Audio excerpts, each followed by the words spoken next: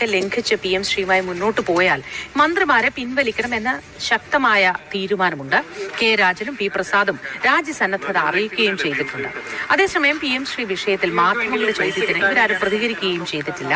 എന്താണ് ഇവരുടെ തീരുമാനം എന്നത് അറിയാൻ നമ്മൾ കാത്തിരിക്കുകയാണ്. ശ്യാംപ്രസാദ് വിവരങ്ങളുമായി ചേരുന്നുണ്ട്.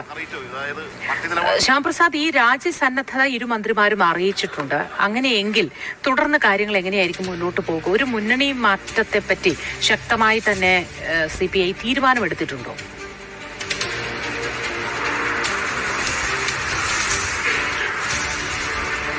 മോത്തി, അതായത് സംസ്ഥാന സർക്കാരിനെ സംബന്ധിച്ചിടത്തോളം അതിലുപരിയായിട്ട് ഈ ഇടതുപക്ഷത്തെ സംബന്ധിച്ചിടത്തോളം ആ ഇടതുപക്ഷത്തിന്റെ നയങ്ങൾക്ക് വ്യതിയാനം വരുത്തിക്കൊണ്ടുള്ള ഒരു പദ്ധതിയാണ് PM ശ്രീ പദ്ധതി എന്നതാണ് പാർട്ടി CPIയുടെ നിലപാട്. അതുകൊണ്ട് തന്നെ ആ നിലപാടിന് ഘടകവിരുദ്ധമായ രീതിയിലുള്ള പ്രവർത്തനങ്ങളുമായി സർക്കാർ മുന്നോട്ട് പോവുകയാണെങ്കിൽ സർക്കാരിനെ ഈ മന്ത്രിസഭയെ പോലും ഇരുട്ടിലാക്കി മുന്നോട്ട് പോവുകയല്ലേ എന്ന ഒരു ചോദ്യം